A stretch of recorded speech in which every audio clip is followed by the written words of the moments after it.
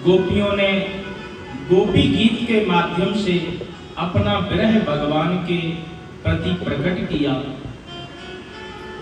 भगवान से भी रहा नहीं गया। गोपियों के गीत को, गोपियों के विरह को सुन करके भगवान प्रकट हो गए।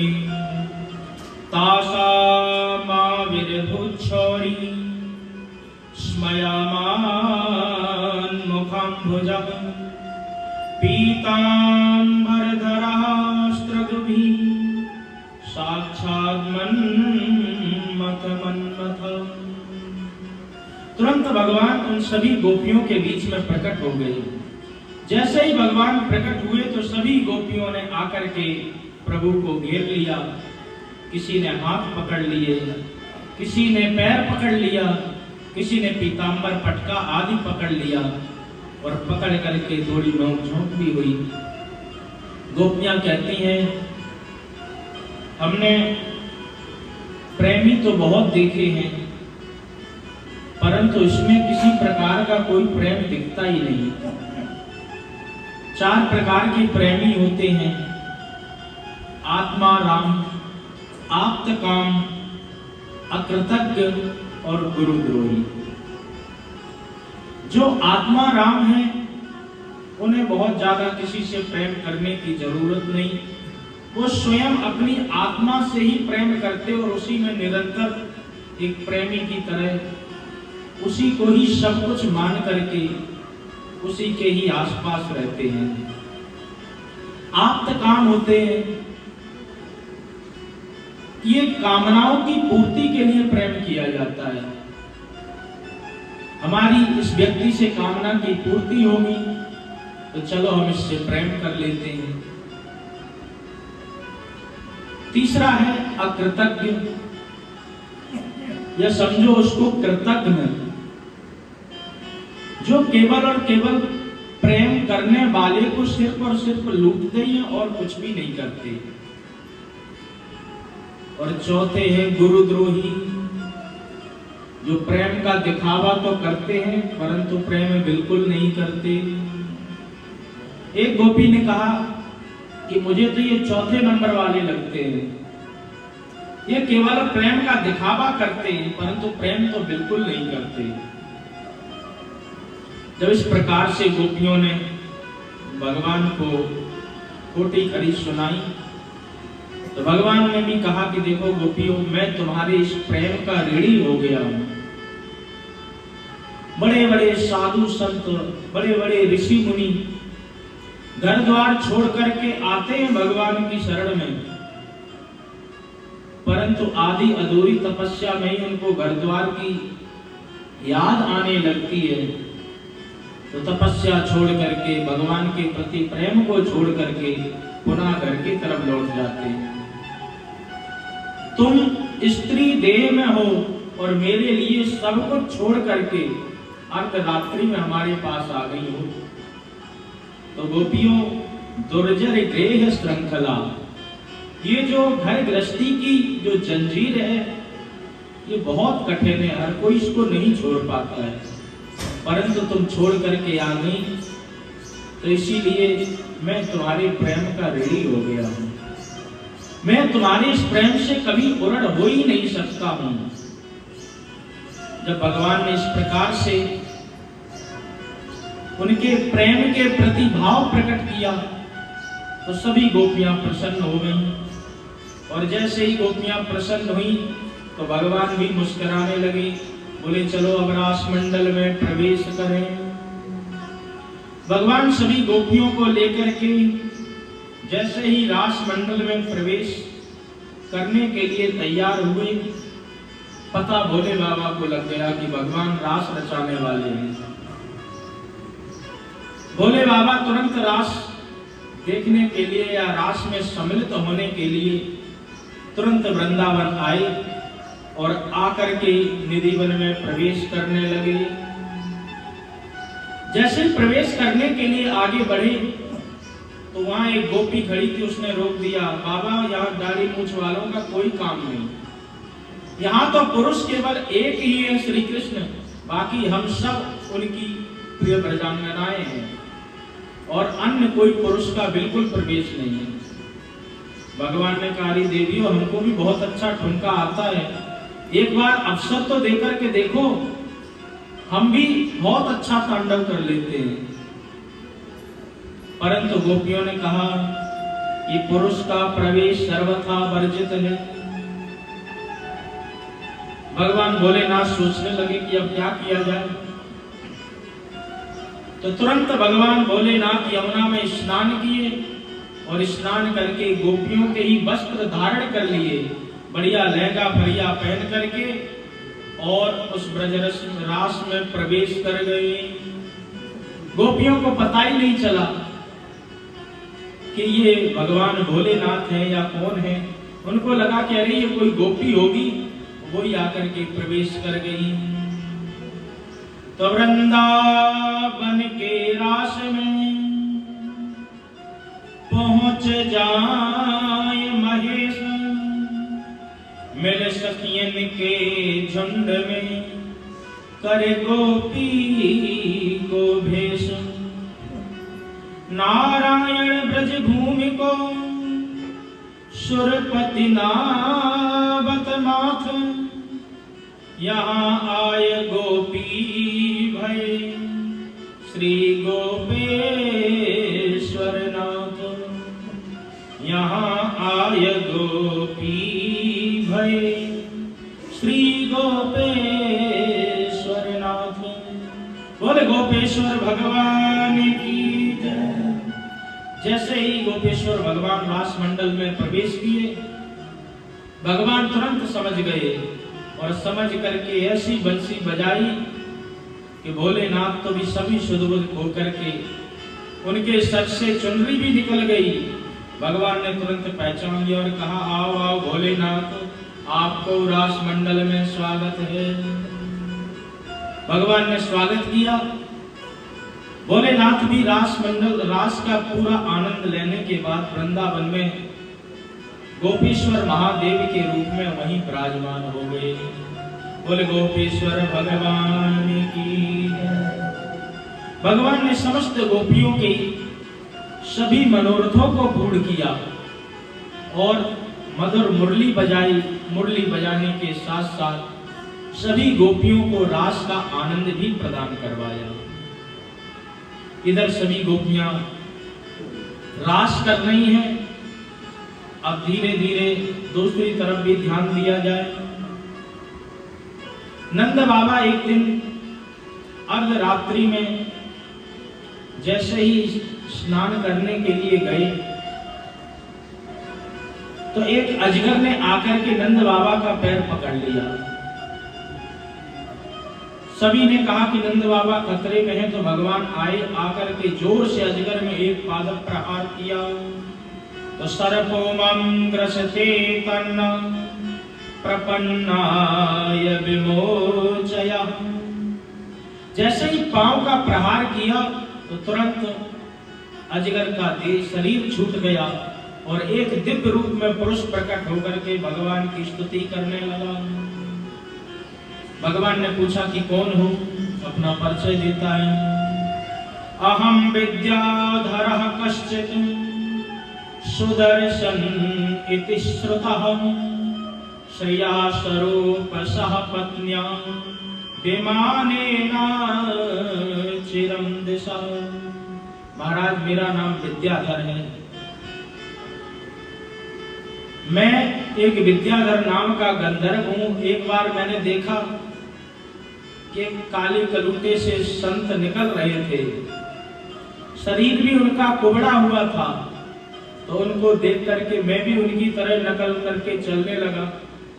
तो तुरंत उन्होंने श्राप दे दिया कि तू मेरी नकल करके इधर उधर कुबड़े होकर के चल रहा है, जा मैं तुझे श्राप देता हूं, तू सांप बन जा और तेरी कभी भी गति सीधी नहीं होगी, सांप की तरह तू ऐसे ऐसे चलता जाएगा।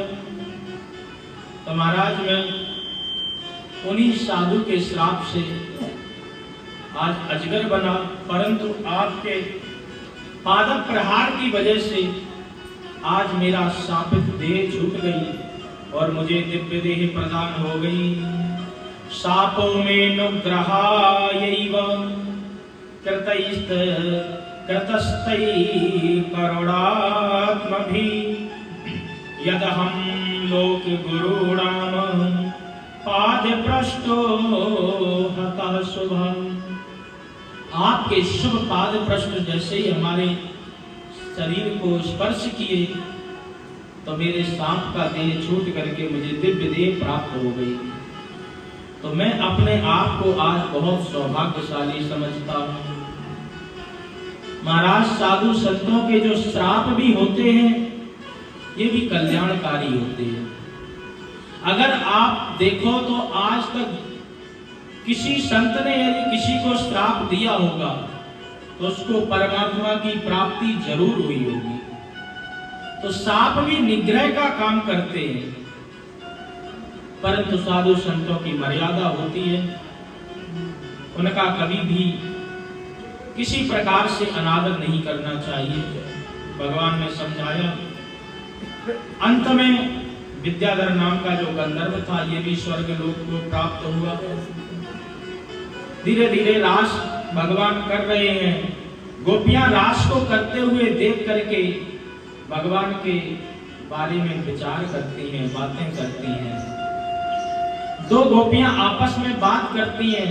इसी को युगल गीत कहते हैं कि भगवान का स्वरूप कैसा है, भगवान बंसी बजाते तो कैसे दिखते हैं।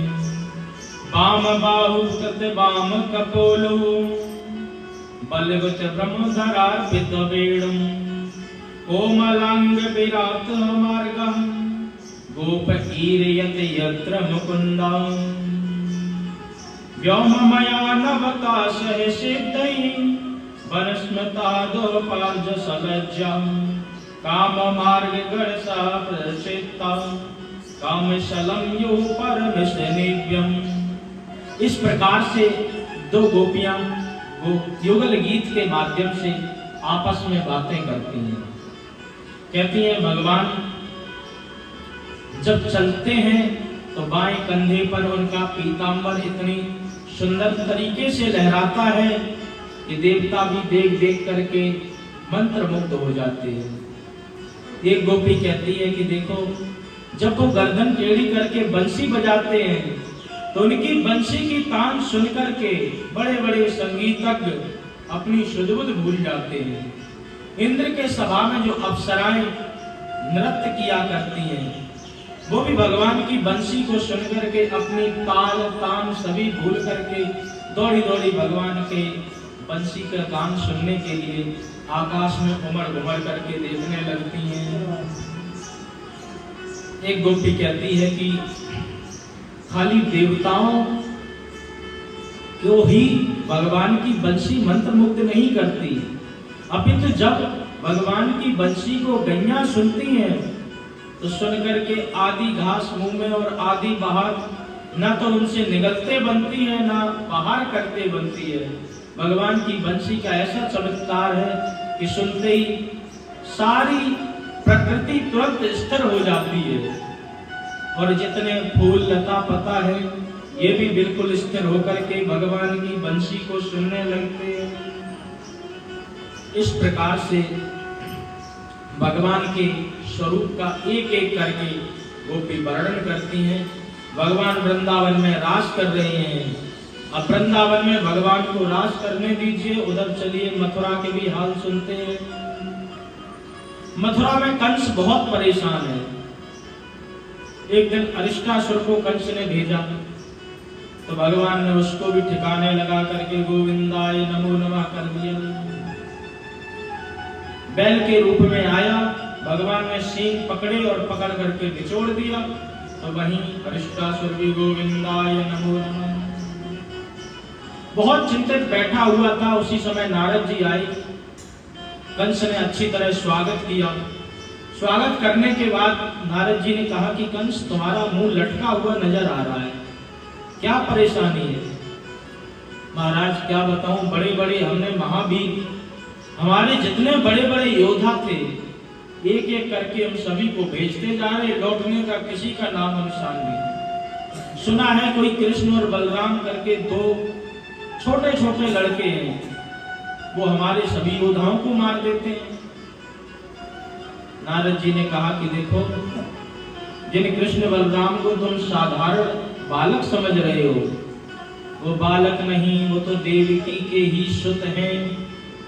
और देवकी के सुत वसुदेव चुपचाप उनको वहां पर छोड़ करके आ गए और आपको कानों कान पता भी नहीं लगा, इसीलिए वो आपके सारे योद्धाओं को मारते जा रहे हैं। अब तो इतना सुनकर के कंस बहुत क्रोधित हो गया, तुरंत तलवार लेकर के वसुदेव और देवकी को मारने के लिए चल दिया। निशातमत्तमादत्ता वासुदेव जिघांसया निवारितो नारदेन तत्सुतौ मृत्युपायनः। तुरंत तलवार लेकर के मारने के लिए जैसे ही चला, नारद जी ने तुरंत हाथ पकड़ लिया। अरे तुम कहाँ जा रहे हो? अरे महाराज, मैं वसुदेव को अभी मारने जा रहा हूँ, इसने मेरे साथ विश्वासघात किया है। नारद जी ने समझाया, तुमने यदि वसुदेव को मार दिया तो तुम वासुदेव को कभी नहीं पकड़ पाओगे।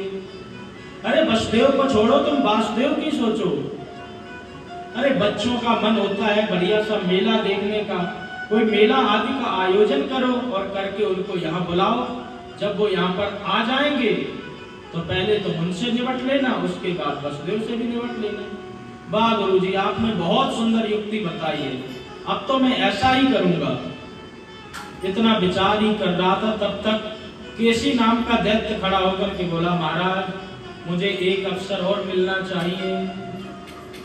कंस ने कहा, ठीक है, तुम्हें हम अवसर देते हैं। केसी आया, आकर के बैल बनकर के भगवान की तरफ दौड़ा। भगवान ने जोर से एक मुक्का मारा तो केसी भी गोविंदाय नमो नमः। व्योमासुर आया, व्योमासुर का भी भगवान ने उसी जगह उद्धार कर दिया। अब कंस ने कहा कि अब मैं किसी को नहीं भेजूंगा, अब तो मैं उनको ही यहाँ पर बुलाऊंगा।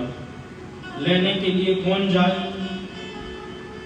तो बोले लेने के लिए अक्रूर को भेजा जाए, क्योंकि वही उनके चाचा हैं और चाचा के कहने पर उनके माता पिता उनको जरूर भेज देंगे। कहा ठीक है, बुलाओ अक्रूर को। अक्रूर को बुलाया गया। अब अक्रूर के पास जैसे ही संदेशा पहुंचा तो अक्रूर तो घबराने लगे। गृहीत्वा पाणिनां पाणि ततो क्रूरमुवाचः। कोई क्रूर व्यक्ति जब आपको याद करे तो वैसे ही धड़कन चालू हो जाती है। नवन नीच की अति दुखदाई। जो नीच व्यक्ति होता है वो अपने स्वार्थ के लिए ही सज्जन लोगों को पुकारता है और उनसे अपना काम निकलवाता है। तो अक्रूर को बुलाया गया। अक्रूर भी मनी मन में सोच रहे कि मैं जाऊंगा, क्या होगा क्या नहीं, परंतु अक्रूर जी पहुंचे तो कंस ने कहा कि देखो, मैंने बहुत बड़ा मेला का आयोजन किया है, बड़ा विशाल मेला का आयोजन किया और उस आयोजन में सबसे बड़ी प्रदर्शनी है मल्ल युद्ध की। और आजकल हमने कृष्ण और बलराम का भी नाम सुना, वो भी बड़े पहलवान हैं, उनको लेकर के आओ, उनके भी हम दो दो हाथ देखें।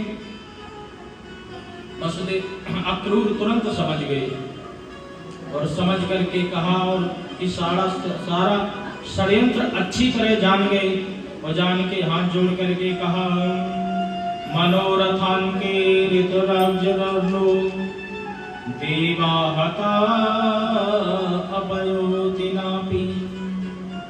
तुरंत समझ गए। इसी बीच में जय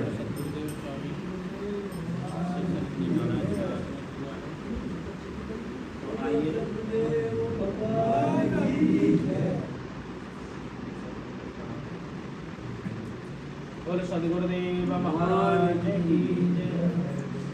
सच्चिदानंद भगवान की जय। स्वामी जी महाराज की जय।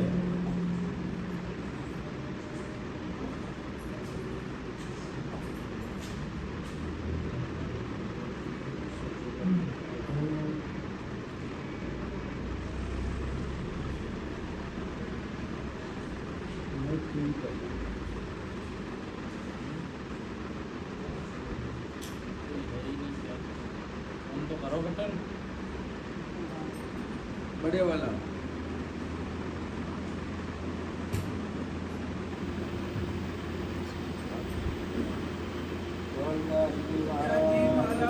महाराज जय।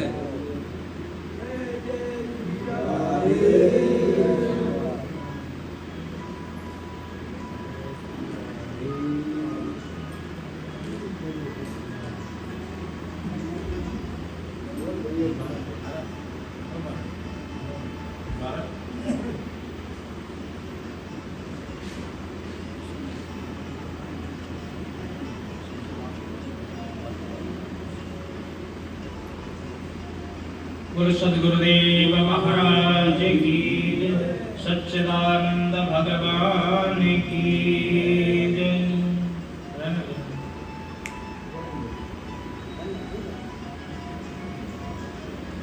स्वामी जी महाराज की जय।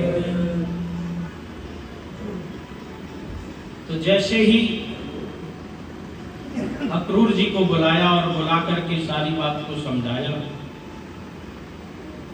अक्रूर जी सारी बात समझ गए और कहने लगे कि राजन, जैसे ही आपकी इच्छा है, आपके मनोरथ की इच्छा की पूर्ति करना मेरा परम कर्तव्य है। तो आप चाहते हो कि मैं कृष्ण और बलराम को लेकर के आऊं, तो मैं जरूर जाकर के लेकर के आऊंगा। इस प्रकार से जैसे ही अक्रूर जी महाराज कृष्ण और बलराम जी को लेने के लिए गए,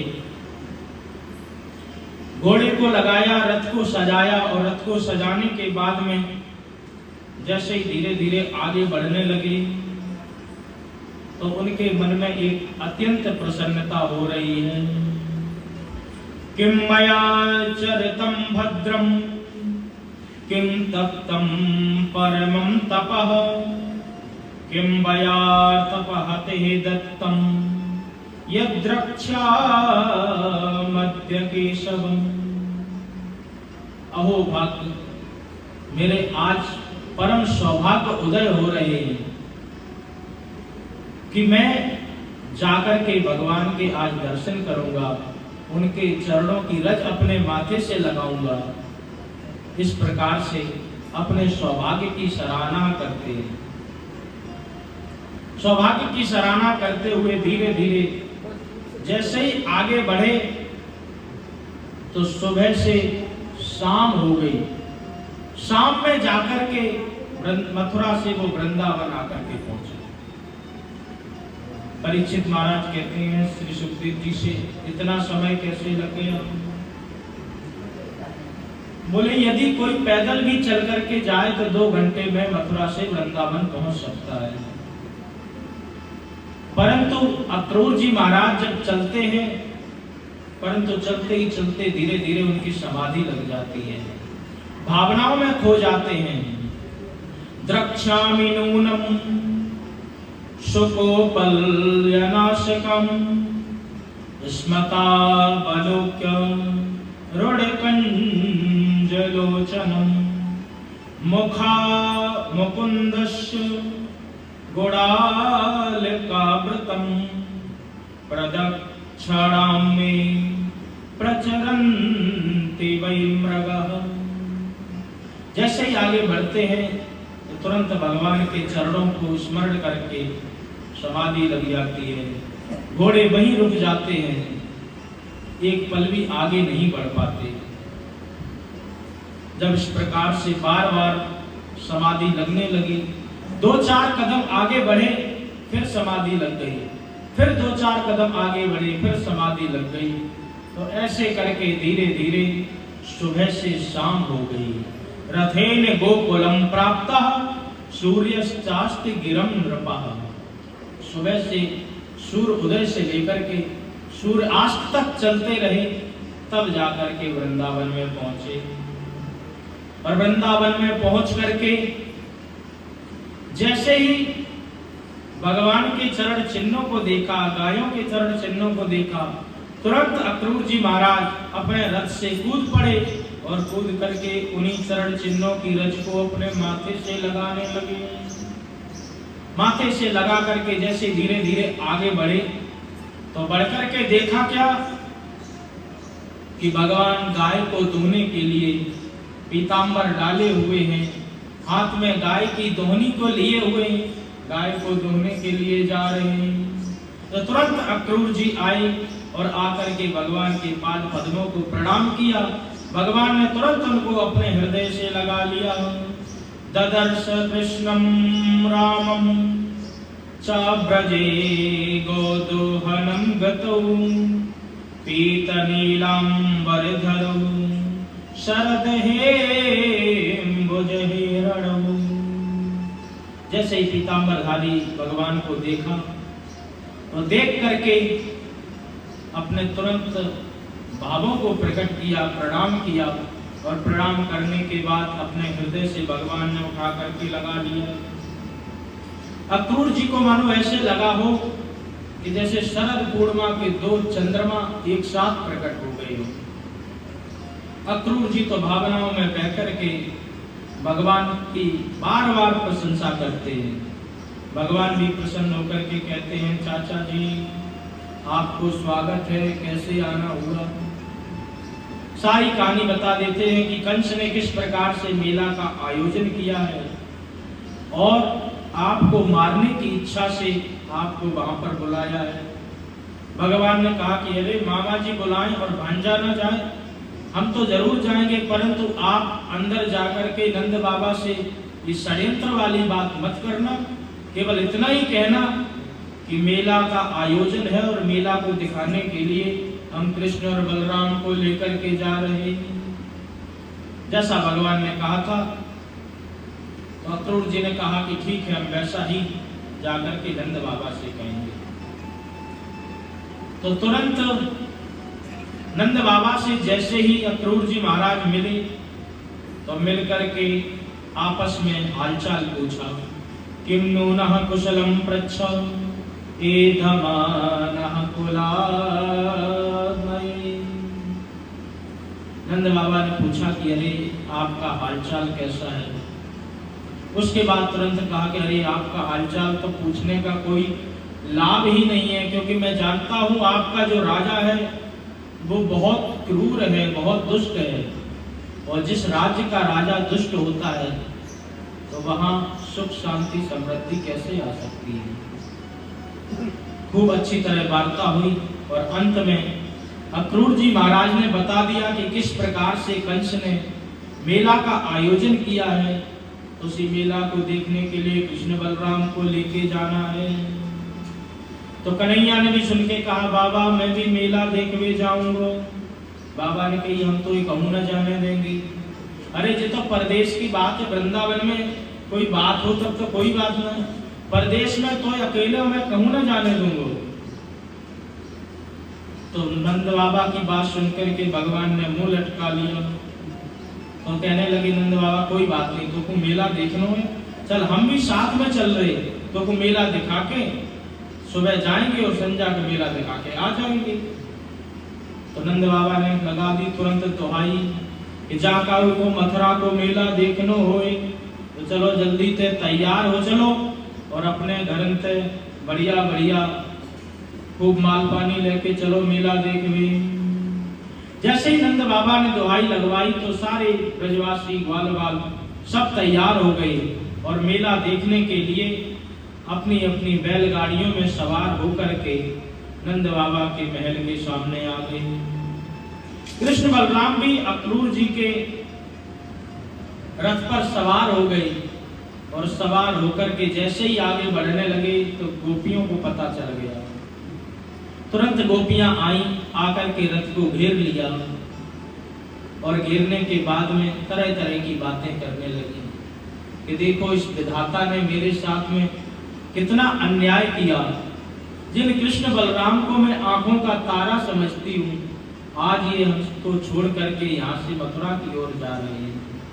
तो ब्रह्मा जी को पूछने लगे, अहो विधाता तब कुचित दया संयोज मैत्रा प्रणयेन देहिना तताश्चक्रार्थान् व्ययंग पार्थकम वक्रीडतेर्भक चेष्टतम ययो यथा।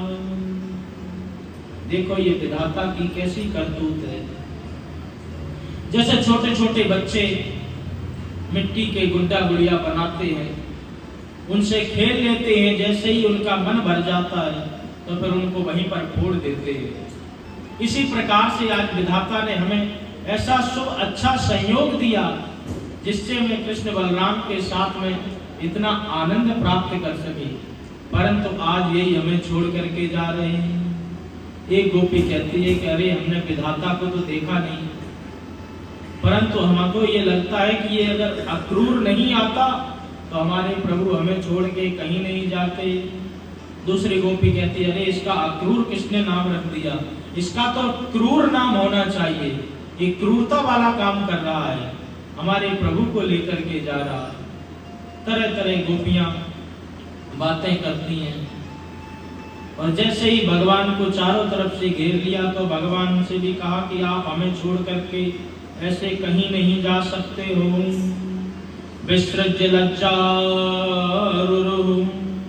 स्वशत्रुः गोविंद दामोदर माधवेति।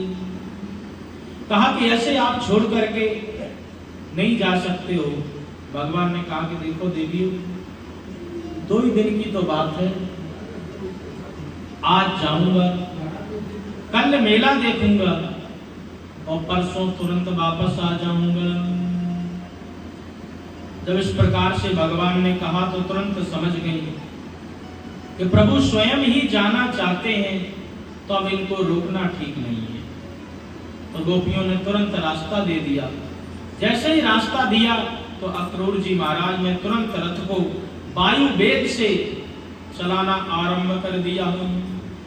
यवदा लक्ष्यते केतुर यावद रेणुरथस्य च। जैसे ही वायु वेग से रथ को चलाया तो चला करके देखा कि बहुत जोर से धूल उड़ रही है। जहां तक धूल दिखती रही गोपियां वहीं खड़ी होकर के उस धूल को देखती रही, क्योंकि जब कोई अपने प्रिय प्रीतम को विदा करता है तो जहां तक वो दिखे वहां तक देखते ही रहते हैं उसको। इस प्रकार से गोपियों ने जब भगवान को विदा किया, अक्रूर जी महाराज जी मन में विचार कर रहे हैं, छोटे छोटे बालक हैं, अभी जाएंगे, कंस बेचारा इन दोनों बालकों, जो कंस इतना दुष्ट है कि बेचारे इन दोनों बालकों का अभी वध कर देगा। बहुत मन में शंकाएं तरह तरह की उठ रही। भगवान से कहा कि अगर आपकी आज्ञा हो तो मैं जमुना जी में स्नान कर लूं। तो कहा चाचा जी आप प्रेम से स्नान करिए। तो दोनों भाइयों कृष्ण और बलराम को रथ में छोड़ करके अक्रूर जी स्नान करने के लिए चले गए। जैसे ही स्नान करने के लिए यमुना में डुबकी लगाई तो नतोस्वं त्वाखिल हेतु नारायणं पुरुषमद्याभ्यमीशं यन्नाभिजातादरविन्द कोशात् ब्रह्म विरासीत् यत एष लोकः ब्रह्म विरासीत् यत एष लोकः। जैसे ही यमुना में डुबकी लगाई तो भगवान ने अपने स्वरूप को यमुना जी में ही अंदर प्रकट कर दिया। जैसे ही भगवान के स्वरूप को अंदर यमुना जी के अंदर देखा तो तुरंत चौंक गई अक्रूर जी। बाहर निकल के आई तो देखा कि रथ में सवार हैं कृष्ण और बलराम।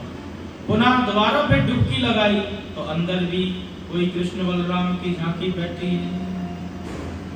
तुरंत समझ गए कि ये कोई और नहीं, ये साक्षात नारायण ही है और कंस का वध करने के लिए ही ये हमारे साथ आज जा रहे हैं। तो धीरे धीरे यमुना में स्नान किया और यमुना में स्नान करने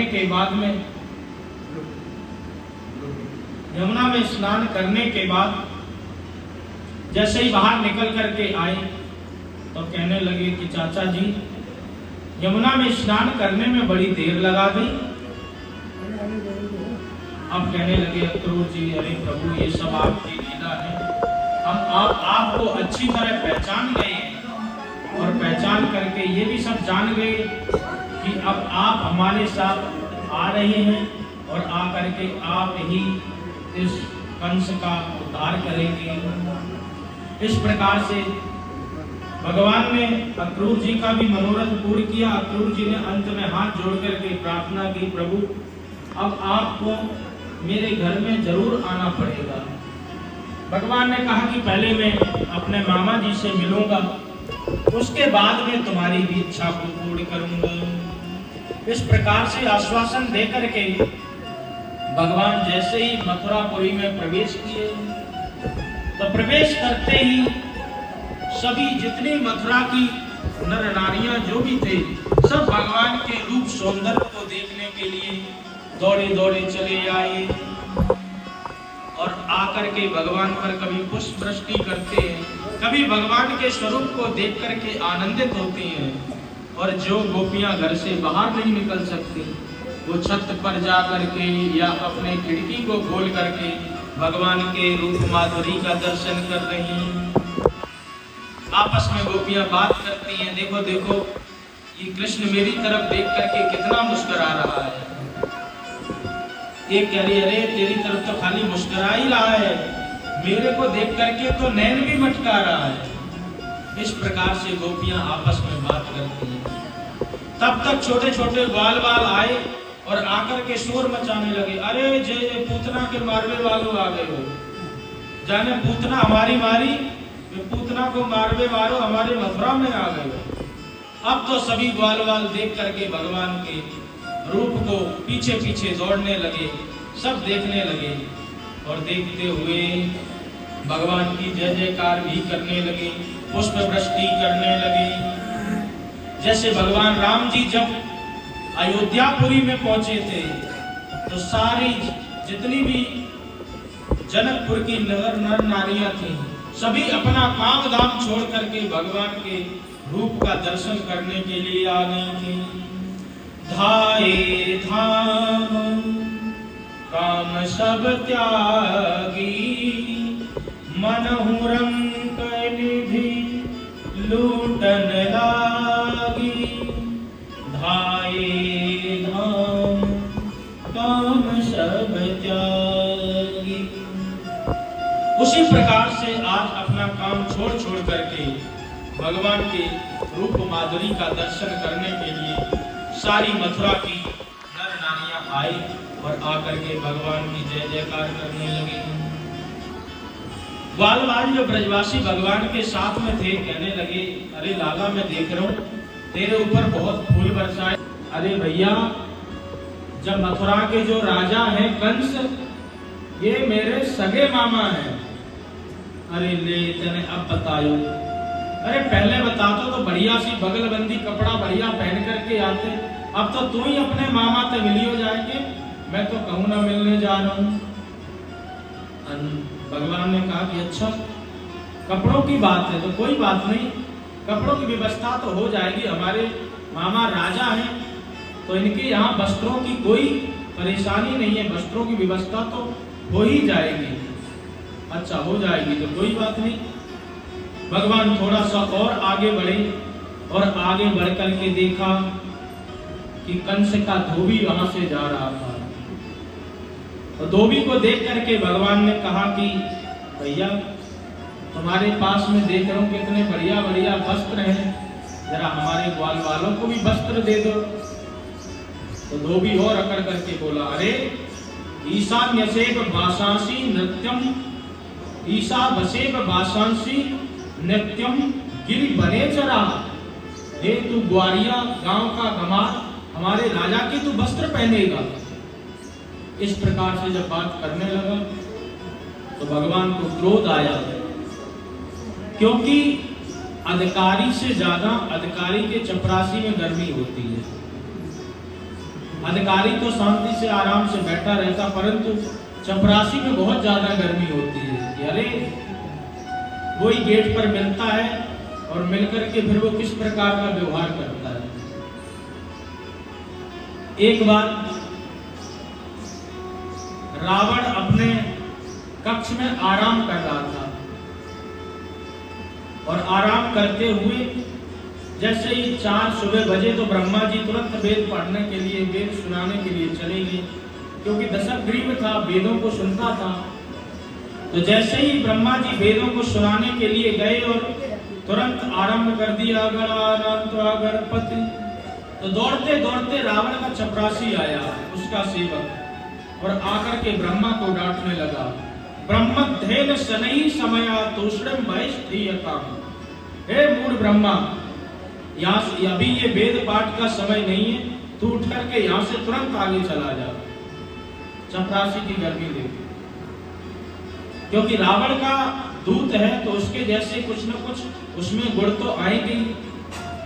देवगुरु बृहस्पति जी वहां पर खड़े थे और कहने लगे कि देखो, ब्रह्मा जी जो कि सारी सृष्टि के रचयिता है, इनके बारे में ऐसा बोल रहा।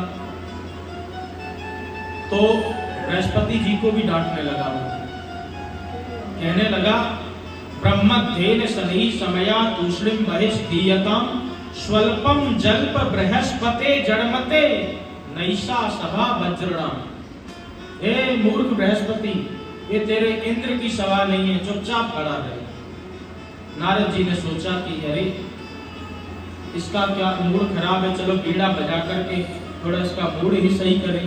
तो जैसे ही बीड़ा बजाया तो बीड़ा संधर नारद, नारद जी बीड़ा तुरंत रख दीजिए। आलाप करने लगे, जो तुम्बर होते हैं, अलापम अलम तुम्बरो, तो उन तुम्बरों को भी डांटने लगा। सबने मिलकर के पूछा कि अरे आप आज इतने क्यों नाराज हो रहे हो, क्या परेशानी है? तो स्वल्पम, तो कहता है कि सीता रल्लक भल्ल भग्न हृदया स्वस्थो न लंकेश्वरा। सीता जी के घुंघराले घुंघराले जो बाल हैं, आज हमारे राजा रावण के हृदय में भाले की तरह चुभ गए हैं, तो हमारे राजा स्वस्थ नहीं है, इसीलिए आज आप सब कुछ भी नहीं सुनाओगे। तो कहने का तात्पर्य है कि देखो, अच्छी तरह भी तो बात कही जा सकती थी, परंतु रावण का चपरासी है, रावण जैसे ही उसके अंदर गुण है, तो उसी प्रकार से सभी देवताओं को डांटने लगा, ब्रह्मा को डांटने लगा। ब्रह्मध्येन शनैः समया तूष्णीं बहिष्ठीयताम् स्वल्पम जल्प बृहस्पते जड़मते नैषा सभा वज्रणा। बीड़ा संधर नारदस्तुति कथा आलापम अलम तुम्बरो सीतारण्यक भल्ल भग्न हृदया स्वस्थो न लंकेश्वरा, स्वस्थो न लंकेश्वरा। तो आज धोबी को भी अपने राजा के धोबी होने की गर्मी, तो कहने लगा भगवान से, अरे वन में गाय चराने वाले ग्वारिये हैं, गमार, तुम हमारे राजा के वस्त्र पहनोगे। जब इस प्रकार से भगवान को बोला तो भगवान को बहुत जोर से क्रोध आया, और उस क्रोध में रजस्कर करा ग्रेण शिरा काया पतादयत, जोर से एक घुमा करके थप्पड़ मारी, तो एक ही थप्पड़ में धोबी का सिर कट के अलग गिरा जाके। जैसे ही धोबी का सिर अलग गिरा तो सारे धोबी जितने बैठे थे सब घबरा गए। अरे जब छोरा के तो हाथ में ही तलवार फेंटे, अगर हम जाकर लड़वे गए तो कहीं हमारी भी गर्दन अलग ना कर दे। तो तुरंत सारे धोबी वहां से डर करके भाग गए। भगवान ने कहा कि जिसको जैसे वस्त्र चाहिए हो तुरंत ले लो। अब तो सारे ब्रजवासी जितने भी ग्वालवाल आए, धोबी के एक एक पोटली खोलने लगे और एक एक वस्त्रों को पहनने लगे। अब कहाँ राजा कंस के वस्त्र और छोटे छोटे ये ग्वालवाल। अब तो जैसे ये पहन करके आगे चले तो पूरी रोड भी पीछे से साफ होने लगी। बोलो राधे राधे। कपड़े ऐसे लग रहे थे जैसे मानो हैंगर में टंगे हो। अब तो समस्त ग्वालवाल कहने लगे, अरे कन्हैया आप तो और भी भिखारी जैसे लग रहे हैं। अरे ऐसे तेरे मामा तो मिलेंगे तो तेरे मामा भी कहाँ सोचे हो। भगवान बोले कोई बात नहीं, आगे बढ़ते हैं, कोई ना कोई व्यवस्था हो ही जाएगी। तब तक एक दर्जी आया और दर्जी ने आकर के कहा कि अगर आपकी आज्ञा हो तो आपके लिए मैं वस्त्र ठीक कर दूं। भगवान बोले भैया तेरो भलो हो, तू कर दे हमारे वस्त्रों को ठीक। तो एक एक करके दर्जी ने सभी के वस्त्रों को ठीक कर दिया और वस्त्रों को ठीक करने के बाद में भगवान कहने लगे भैया मैं तो एक का दूं, कौन सो इनाम दूं, बता क्या चाहिए तुझे। दर्जी कहने लगा कि जो धोबी को इनाम मिला कहीं वही ना मुझे मिल जाए। महाराज आप तो बस अपनी दया दृष्टि रखो और हमें कछु नहीं चाहिए। भगवान ने कहा कि ठीक है, मेरा आशीर्वाद है, ऐसे ही दिन रात दिन दुगने रात चौगुने भले बोलो। तो भगवान का ऐसा दर्जियों को आशीर्वाद लगा कि जितने का कपड़ा नहीं उससे डबल सिलाई। बोलो राधे राधे। तो ऐसा भगवान का आशीर्वाद सफल हुआ, खूब धनी बनी हो रहे। आगे भगवान और बढ़े तो देखा कि कंस का एक माली था जिसका नाम सुदामा। सुदामा मालाओं को लेकर के जा रहा था। तो भगवान ने जब उससे मालाओं के लिए आग्रह किया तो अपनी सारी माला भगवान को अर्पित कर दी, सभी ग्वाल वालों को पहना दी और प्रार्थना करके कहा प्रभु आपको मेरे घर पर पधारना पड़ेगा। प्रभु ने कहा कि ठीक है, हम जरूर तुम्हारी इच्छा को जरूर पूर्ति करेंगे, परंतु अभी हमें अपने मामा जी से मिलने के लिए जाना है। अब ब्रजवासी कहने लगे भैया माला भी मिल गई, कपड़ा भी ठीक है गई, अब बढ़िया सो थापक थहुआ को चंदन और मिल जाए तो बिल्कुल आनंद आ जाएगा। चंदन के लिए जैसे ही विचार किया तो भगवान ने देखा कि एक 3 जगह से कुबड़ी हुई स्त्री चंदन को लेकर के आगे जा रही। तो भगवान ने तुरंत कहा कि अरे सुंदरी। जैसे ही सुंदरी बोला तो कुब्जा तो बिल्कुल चौंक गई और चौंक करके आकर के प्रभु को प्रणाम किया कि महाराज पहली बार मुझे किसी ने सुंदरी कहा है, नहीं तो सब मुझे कुबड़ी कुबड़ी करके चिढ़ाते रहते थे। भगवान ने कहा कि नहीं नहीं, तुम तो बहुत सुंदरी हो, बहुत अच्छी हो, बड़ी प्रशंसा की।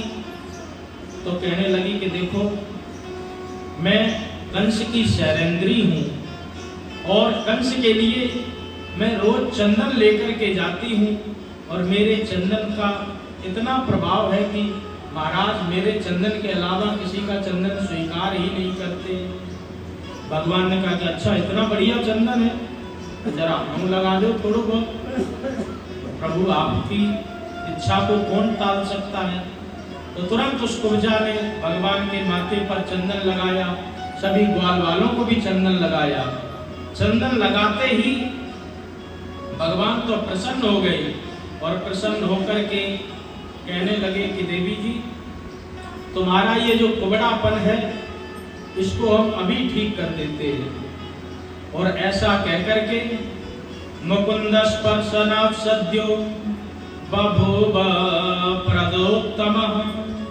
तुरंत कुब्जा के एक हाथ डाल करके एक हाथ थोड़ी से लगाया, पैर से पैर का अंगूठा दबाया।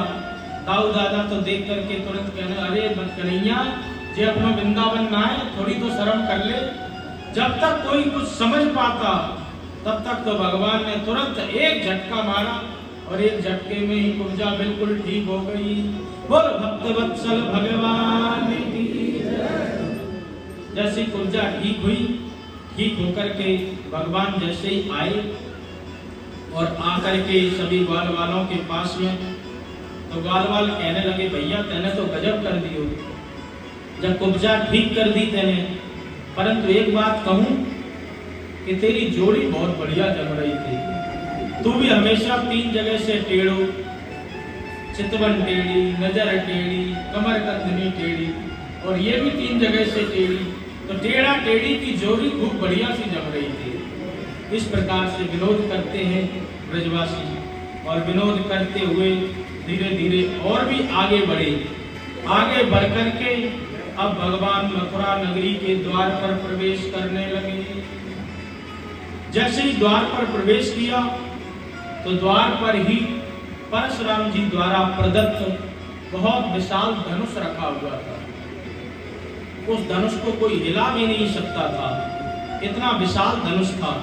रक्षक वहां पर खड़े उस धनुष की रक्षा भी करते हैं। सब प्रदर्शनी को देख करके आगे बढ़ते जा रहे हैं। कन्हैया ने कहा कि दाऊ भैया, जरा मैं भी जाकर के ये धनुष देख लूं। अरे अपने मामा को है, हम नहीं देखेंगे और कौन देखेगा इसको। तो जैसे ही आगे बढ़ने लगे धनुष को देखने के लिए, तो तुरंत सभी कंस के जो सैनिक थे, जो सेवक थे, वो हंसने लगे। देखो छोटे छोटे बच्चे ये धनुष को उठाने के लिए प्रयत्न कर रहे हैं। अरे हमारे महाराज के अलावा इस धनुष को कोई नहीं हिला पाता है। परंतु भगवान ने कहा कि अरे एक बार देख तो ले भैया, मुझको ना हिलेगो तो तेरे धनुष रखो रहेगो। जैसे ही भगवान वहां पर पहुंचे, तो पहुंचते ही करेणबामेन सलील मुद्रतम सज्जम च कृत्वा निमषेण पश्यताम। अपने बाएं हाथ से तुरंत एक ही हाथ से धनुष को उठा लिया और जैसे ही धनुष की प्रत्यंचा चढ़ाने के लिए नीचे किया, तो धनुष एकदम धड़ाम टूट गया। जैसे ही धनुष टूटा, दसों दिशाएं कंपायमान हो गई। कंस का सिंहासन भी हिल गया। दौड़ते दौड़ते सेवक आए, आकर के कहा कि महाराज, आपके भांजे ने धनुष तोड़ दिया, अब आपकी भी गारंटी खत्म। क्योंकि परशुराम जी ने जब धनुष दिया था तो यही कहा था कि पहली बात तो इसको कोई तोड़ नहीं सकता, और जिसने इसको तोड़ दिया वो तुझे छोड़ नहीं सकता। तो अब आपकी भी गारंटी बिल्कुल खत्म हो गई है। अब तो कंस और घबराने लगा कि अब क्या किया जाए। घबराते हुए रात में सोने का प्रयत्न करता है, तो रात में भी उसको वही मुरली मनोहर काला काला यमराज की तरह नजर आने लगता है। भोजन करता है तो भोजन में जो जीरा आदि पड़े रहते हैं, प्रत्येक काली चीज को देख करके उसको यही लगता कि यही कृष्ण है और यही मुझे मार देगा। तो उसकी भयावह स्थिति हो गई। खाने बैठता है तो उसमें भी उसको कृष्ण दिखता है, तो अपने राज्य पे बैठता है तो वहां भी कृष्ण की परछाई दिखती है। तो बहुत परेशान हो गया। जैसे ही परेशान होकर के सुबह जैसे तैसे उठ करके अपने सिंहासन पर पहुंचा। इधर भगवान भी सुबह प्रातः काल होकर के जैसे ही दरवाजे पर पहुंचे, तो कंस ने कुबलिया पीठ हाथी को वहां पर खड़ा करवा रखा था। भगवान ने महावत से कहा कि ये हाथी को हटाओ। तो जब महावत ने हाथी को नहीं हटाया, तो कृष्ण और बलराम दोनों ही आए और आकर के हाथी की पहले खूब पिटाई की, उसके दांत दोनों उखाड़ लिए, और उसी दांतों को उखाड़ करके जैसे ही हाथी की पिटाई की, तो हाथी भी गोविंदाय नमो नमः, हाथी का वध हो गया। और हाथी का वध करने के बाद में भगवान जैसे ही अंदर मथुरापुरी में जहां पर राजा कंस बैठा हुआ है, तो कंस बैठे हुए को देख करके जैसे ही अंदर प्रवेश किए, तो जिस प्रकार के जितने लोग थे उनको उसी प्रकार की भगवान की सूरत दिखने लगी। जागी रही भावना जैसी, प्रभु मूरत देखी तिन तैसी। मल्ला नाम शनिर्नाम नटवरः, स्त्रीणां स्मरो मूर्तिमान्। गोपानां स्वजतोषिताचित भुजां, शास्ता स्वपितो शिशु। मृत्युर्भोजपते विराट विदुषां, तत्त्वं परं योगिना। वश्राणीं पराधिवेति विदितो, रंगम तथा साग्रजा। जाकी रही भावना जैसी, प्रभु मूरत देखी तिन तैसी। जो जिस भाव से देखता है भगवान का रूप, उसको उसी भाव से ही दिखता है। जो बड़े बड़े मल्ल पहलवान हैं, उनको भगवान पहलवान के रूप में दिखते हैं, और जो गोपियां हैं उनको भगवान नटवर के रूप में दिखते हैं, जो स्त्री हैं उनको साक्षात भगवान कामदेव के रूप में ही नजर आ रहे हैं। छोटे छोटे गोप ग्वाल हैं उनको भगवान छोटे से गाय चराते हुए गोपाल नजर आ रहे हैं। जो बड़े बुजुर्ग हैं उनको भगवान पुत्र के रूप में नजर आ रहे हैं। कंस को साक्षात मृत्यु के रूप में यमराज ही नजर आ रहे हैं। योगियों को तत्वदर्शी योग योगेश्वर भगवान श्री कृष्ण योगी राज नजर आ रहे हैं। विष्णी नाम पर वेति विदसो रंगम गता साग्रजा, जो जिस भाव से देखता है उसी भाव से भगवान उसको नजर आने लगे। धीरे धीरे आगे बढ़े और आगे बढ़ करके जैसे ही कंस के पास में पहुंचने का प्रयत्न किया, तब तक दो बड़े बड़े पहलवान सामने आ गए, चारूर और मुष्टिक। चारूर आया और आकर के कहने लगा, हे नंद सुनो हे राम, भवन्तौ वीर सम्मतौ। हे कृष्ण हे बलराम, मैंने तेरा बहुत नाम सुना है, चल आ मेरे साथ दो दो हाथ कर। भगवान ने कहा कि भैया तेने शर्म बिल्कुल बेच खाई। अरे मैं इतना छोटो सो बालक, तू पहाड़ जैसो, मैं तो कहाँ तक युद्ध कर लूंगा। बाला भयम तुल्य बलई क्रीड्यश्यामो यथोचितम। ये बिल्कुल उचित नहीं है कि तू पहाड़ जैसा और मैं छोटा सा बालक हूँ और तू मुझसे युद्ध करना चाहता है।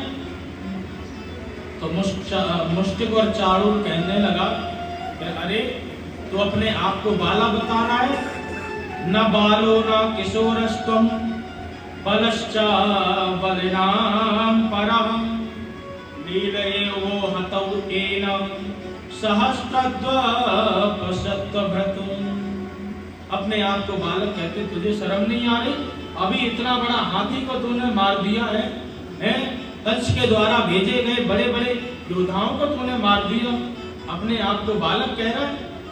इतना बलशाली कोई बालक हो ही नहीं सकता है। भगवान ने कहा अगर तेरी ऐसी इच्छा है तो चल भैया तेरे से भी दो दो हाथ कर लेते हैं। तो भगवान चारूर के साथ में और बलराम जी मुष्टिकासुर के साथ में युद्ध करने लगे। धीरे धीरे युद्ध होता रहा, युद्ध धीरे धीरे और भी बढ़ता रहा। जब युद्ध में चारूर परास्त होने लगा तो तुरंत कंस बोला, अरे चारूर ऐसा मार चाटा कि इसको कर दे चकनाचूर। जब इस प्रकार से चारूर को कंस ने बोला तो चारूर ने भी अपने स्वामी की इच्छा को पूरा करने के लिए जोर से एक मुक्का भगवान के मारा। भगवान उस मुक्के को झेल गए और जैसे ही घुमा करके एक चाटा मारा तो चारूर गोविंदाय नमो नमः बलेन सह मुष्टिका। बलराम जी मुष्टिकासुर के साथ युद्ध करने लगे। न चला लाख प्रहारेण माला इव द्वपः। दोनों ने, कृष्ण भगवान ने चारूर को और बलराम जी ने मुष्टिकासुर का भी वहीं पर उद्धार कर दिया। बोल कृष्ण भगवान की, बलराम जी महाराज की। जैसे ही चारूर मुष्टिक और चारूर वहां पर मर गए तो भगवान ने कहा कि अब और देर नहीं लगाना चाहिए क्योंकि कंस का संतुलन धीरे धीरे बिगड़ रहा है। वो कंस अपने मन ही मन में बड़बड़ा रहा है, पहले इनको मारूंगा, फिर इनके बाप को मारूंगा, फिर अपने भी बाप को मारूंगा। भगवान ने सोचा कि इसका संतुलन बिगड़ रहा तो तुरंत भगवान ऊपर चढ़ गए और चढ़ करके कंस के अच्छी तरह बाल पकड़ करके और उसको वहीं पर अच्छी तरह हिलाने लगे और हिलाने के माध्यम से वो इतना कंपायमान हो गया कि प्रह्य केशेष चलत किरीटम निपात्य रंगो तदतम प्रचापः। जैसे ही घबरा करके अपने सिंहासन से नीचे गिरा तो भगवान समस्त भार लेकर के उसके छाती पर एकदम कूद पड़े। तो कूदते ही कंस भी गोविंदाय वसुदेव सुतं देवं कंस चारूर मर्दनम देवकी परमानंदम श्री कृष्णम वंदे जगद्गुरुम। भगवान ने कंस का भी उद्धार कर दिया। बोल कंस मर्दन भगवान की जय। कंस का उद्धार हुआ। आगे बढ़कर के भगवान ने देवकी वसुदेव को भी मुक्त कराया, महाराज उग्रसेन को भी मुक्त कराया। और जैसे ही देवकी वसुदेव मुक्त हुए तो भगवान के स्वरूप को देख करके सारी भगवत्ता भूल गए और बालक समझ करके प्रेम करने लगे।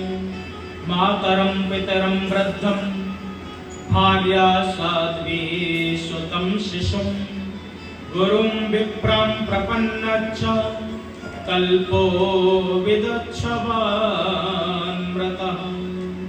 भगवान को हृदय से लगा करके सारी भगवत्ता को भुला करके देवकी मैया प्रेम करने लगे। भगवान ने उग्रसेन को भी मुक्त किया और मुक्त करने के बाद में उग्रसेन को मथुरा का राजा घोषित कर दिया। वहीं पर राज तिलक करके उग्रसेन को मथुरा का राजा बना दिया। बोल उग्रसेन महाराज की जय। जब इस प्रकार से मथुरा का भी राज्य दे दिया और मथुरा का राज्य देने के बाद में भगवान ने नंद बाबा को समझाया कि देखो हमारे असली जो माता पिता हैं ये यही हैं, देवकी और वसुदेव। तो अब मैं अपने माता पिता के साथ कुछ दिनों तक रहना चाहता हूँ, तो आप इन ब्रजवासियों को लेकर के वृंदावन की ओर प्रस्थान करो। वसुदेव जी ने भी सारी बात समझाई और कहा कि देखो हमारे पुत्र को आपने बहुत प्रेम कर लिया, अब हम भी थोड़े दिन अपने पुत्र के साथ में रहना चाहते हैं। नंद बाबा सभी ब्रजवासी आंखों में अश्रुओं को लेकर के मथुरा से वृंदावन की ओर प्रवेश कर गए। दूसरी तरफ मथुरा में माता देवकी भगवान को खूब प्रेम करती है और खूब प्रेम करने के साथ में वसुदेव जी विचार करते हैं कि अरे हमारा बच्चा धीरे धीरे बड़ा हो रहा है और इसकी शिक्षा दीक्षा का दूर दूर तक कोई पता नहीं है, तो बच्चे को शिक्षा दीक्षा जरूर करानी चाहिए। जो माता पिता अपने बच्चे को संस्कार नहीं देते, ज्ञान नहीं देते हैं, तो शत्रु और बैरी के समान माने जाते हैं।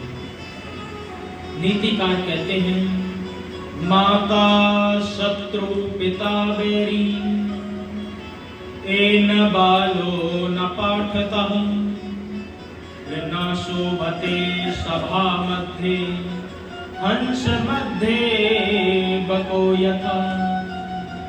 बोले वो माता शत्रु के समान है जो अपने बच्चे को शिक्षा और संस्कार नहीं देती है।